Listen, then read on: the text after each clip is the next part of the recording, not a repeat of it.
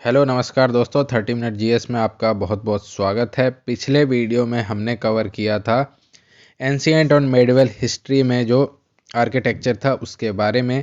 अब बात करेंगे मॉडर्न हिस्ट्री में, यानी कि 1857 के बाद से स्थापत्य कला के बारे में चर्चा करेंगे। अगर आप चैनल पर नए हैं और चैनल को सब्सक्राइब नहीं किया है तो आप चैनल को सब्सक्राइब कर लीजिए और मैक्सिमम जितना मेरे बस इतना सपोर्ट रहेगा, सपोर्ट चाहिए आप लोगों से कि बस वीडियो को शेयर करते रहिए। बाकी कोई प्रॉब्लम नहीं है, कोर्स पूरा फ्री रहेगा, कोई दिक्कत की बात नहीं है। चलिए शुरू करते हैं। तो आधुनिक काल में भारतीय स्थापत्य कला की बात करें तो उस पर यूरोपीय प्रभाव रहा, और यूरोपीय में भी मेनली कौन सा, ब्रिटिशर्स ज़्यादा रहे अपने यहाँ, और उसके बाद पुर्तगाली प्रभाव भी रहा।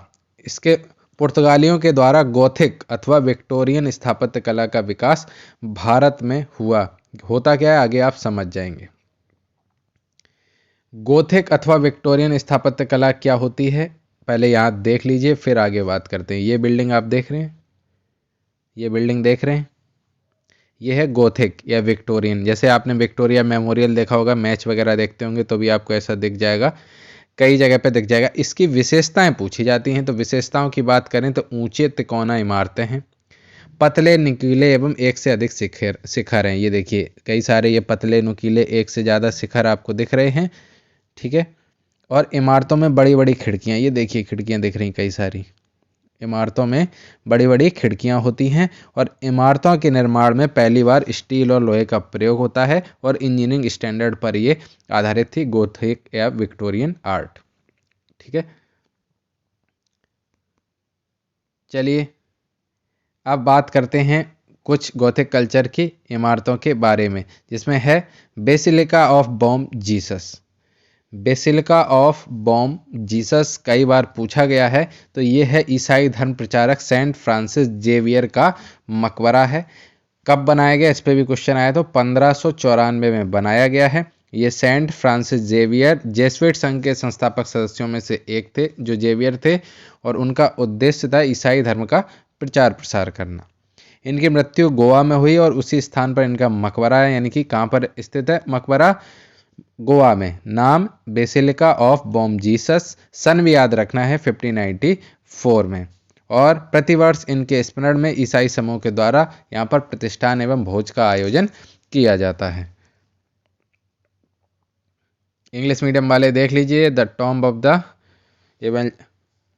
evangelist Saint Francis Xavier, built in the year 1594. Saint Francis Xavier was one of the founding members of the Jesuit Union, which aimed to spread Christianity. He died in Goa, and a tomb was built at the same place. Establishment and banquet organized by Christian group every year in his memory. ठीक है, दिख रहा है, okay. अब बात करते हैं the convent of Saint Cajetan and church of divine providence. इसका निर्माण होता है 1639 में, और निर्माण में मुख्य रूप से लेटराइट और चूना का, यानी पत्थर और चूने का प्रयोग होता है। और चर्च का नाम सेंट फ्रांसिस जेवियर के समकालीन थिएटिन ऑर्डर के संस्थापक सेंट कैजेतन के नाम पर है। तो the convent of Saint Cajetan and church of divine providence, ये किसके समकालीन थे, सेंट फ्रांसिस जेवियर के, ठीक है। अब बात करते हैं से कैथेड्रल, इसमें भी काफ़ी क्वेश्चन बने हैं। से कैथेड्रल, इसका निर्माण कार्य पुर्तगाली वायसराय रेडेंडो के द्वारा 1562 में शुरू हुआ, और ये 1652 में पूरी तरह से निर्मित हो पाया। ये गोवा के सबसे, ये सेंट है, ठीक है, गोवा के सबसे प्राचीन और प्रतिष्ठित धार्मिक इमारतों में से एक है। ये अलेक्जेंड्रिया के सेंट कैथरीन को समर्पित है। सेंट कैथरीन के 1510 में महापर्व पर अल्फांसो अल्बुकर्क, आपने नाम सुना होगा, तो अल्बुकर्क ने मुस्लिम सेना को हराकर गोवा शहर को अपने अधिकार में ले लिया था।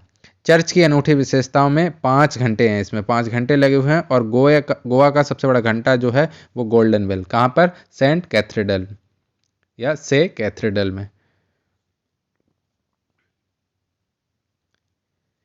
ठीक है। अब बात करते हैं church and convent of Francis of Assisi. ये 1521 में बनाया गया और 1661 में इसका पुनर्निर्माण रिनॉग्रेशन किया गया। दीवारों और खिड़कियों के साथ साथ विशिष्ट फूलों के विवरण सहित सेंट फ्रांसिस की एक लकड़ी की मूर्ति है। किसकी? सेंट फ्रांसिस की। और यह वैश्विक धरोहर स्थल के रूप में इसको मान्यता है। किसको? Church and convent of Francis of Assisi को। ये दिख रहा है आपको, ठीक है। अब बात करते हैं ब्रिटिश काल में स्थापत्य कला के बारे में भी चर्चा कर लेते हैं।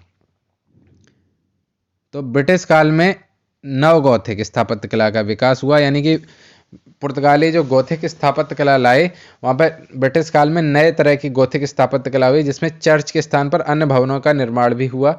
जैसे इंपॉर्टेंट है 1833 में मुंबई का टाउन हॉल, और नवगौथिक शैली में मुंबई के सचिवालय, विश्वविद्यालय, उच्च न्यायालय जैसी कई इमारतें बनी। नवगौथिक शैली का सबसे अच्छा उदाहरण मुंबई का छत्रपति शिवाजी टर्मिनल, ठीक है, CST। ये है कौन सी शैली में बना है? नवगौथिक शैली में। ये क्वेश्चन आया हुआ है और ये विश्व विरासत सूची में शामिल है, ये भी इंपॉर्टेंट है। अब बात करते हैं इंडो सार्सेनिक शैली का। तो इसमें हिंदू, मुस्लिम और वेस्टर्न तत्वों का मिश्रण है, यानी कि तीनों के गुण पाए जाते हैं। हिंदू मुस्लिम यानी कि इंडियन, अरेबिक और यूरोपियन, तीनों तरह की जितनी भी आर्किटेक्चर है उनका मिक्सचर है ये। इसमें गुंबदों, छतरियों, जालियों व मेहराबों को अपनाया गया है। अंग्रेजों ने इस शैली में सार्वजनिक भवन जैसे डाकखाना, रेलवे स्टेशन, विश्राम गृह, सरकारी दफ्तर आदि का निर्माण करवाया था।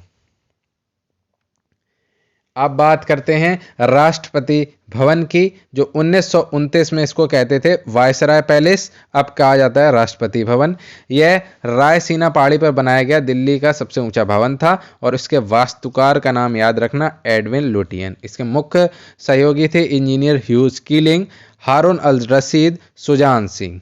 ये लाल बलुआ पत्थर से निर्मित, आपने खुद देखा होगा।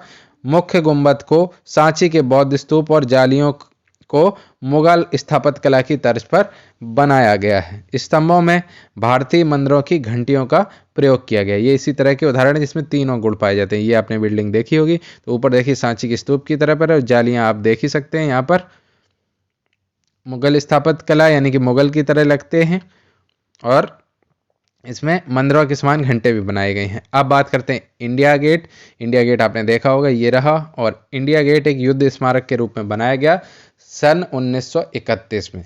प्रथम विश्व युद्ध या अफगान युद्ध में जो शहीद हुए सैनिक थे उनकी याद में बनाया गया था। वास्तुकार इनके भी एडविन लुटियन है और ये भी लाल बलुआ पत्थर से बनाया गया था। अब लाल बलुआ पत्थर उपयोग क्यों हुआ है? क्योंकि दिल्ली और राजस्थान समीप पड़ते हैं, तो लाल बलुआ पत्थर राजस्थान हो या मथुरा हो, इनके आगरा हो, यहाँ पर वही सबसे ज़्यादा पाए जाते हैं। जहाँ जो सबसे ज़्यादा पाया जाएगा वही उपयोग में इमारतों में, अधिकतर इमारतों में होगा। अब बात करें संसद भवन की, पुराने वाले की, नए की बात नहीं कर रहे, नए के करंट अफेयर्स में पढ़ाएंगे। तो संसद भवन 1927 में बनाया गया। वास्तुकार इसके एडविन लुटियन और हर्बर्ट बेकर थे। यह विशाल वृत्ताकार क्षेत्र में लोकसभा, राज्यसभा और पूर्ववर्ती ग्रंथालय, पहले जिसे प्रिंसेस चैम्बर कहते थे, और बीच में गार्डन बनाया गया है। अब एक चीज़ आपको इंटरेस्टिंग बताते हैं कि जो अपना संसद भवन है, इसका कोई आर्किटेक्चर अंग्रेजों ने अपनी तरफ से नहीं सोचा, मतलब बनाया उन्होंने ही है, वैज्ञानिक तरीके से बनाया है। बहुत मजबूत बिल्डिंग, देखिए कब की बनी हुई, अभी तक चल रही है। वो इंस्पायर्ड कहाँ से, वो आपको अभी हम बताएंगे। 64 योगिनी मंदिर से इंस्पायर्ड है। अब बात करते हैं 64 योगिनी मंदिर की। तो ये मध्य इंपॉर्टेंट हो जाता है। 64 योगिनी मंदिर ये मध्य प्रदेश के मुरैना में स्थित है, एक वृत्ताकार मंदिर है। अन्य नाम है इसका एकट महादेव मंदिर। और किसको समर्पित है? ये सबसे ज़्यादा समर्पित वाला पूछा जाता है, तो भगवान शिव को समर्पित है। और 1323 में कच्छप घात राजवंश के काल में ये निर्मित हुआ था, और भारत का संसद मूलतः इसी शैली पर निर्मित है। देख लीजिए, ये संसद भवन की जो शैली है, पिलर और ऊपर गोलाकार, वृत्ताकार, ऐसे ही तो देखिए अपना संसद भवन है। और ये साइड में आपको दिख रहा है, लेफ्ट साइड में 64 योगिनी मंदिर। चलिए, तो यहाँ पर ये वीडियो होता है आपका कंप्लीट, जिसमें मॉडर्न आर्किटेक्चर की भी बात हो गई। अब अगले वीडियो में हम बात करेंगे भारतीय चित्रकला के बारे में। ठीक है, भारतीय चित्रकला, उसकी विशेषताएं, प्रमुख चित्रकार, जहांगीर के काल में, हुमायूं के काल में, अकबर के काल में कौन से प्रमुख चित्रकार थे जिन पर क्वेश्चन बनते हैं, उनकी चर्चा भी कर लेंगे। तब तक के लिए बहुत बहुत धन्यवाद। चैनल को सब्सक्राइब नहीं किया तो सब्सक्राइब कर लीजिए और इसको जल्दी से जल्दी शेयर कीजिए। इस चैनल को बस 5000 पहुंचा दीजिए, बाकी मुझे आपसे कुछ नहीं चाहिए। बहुत बहुत धन्यवाद।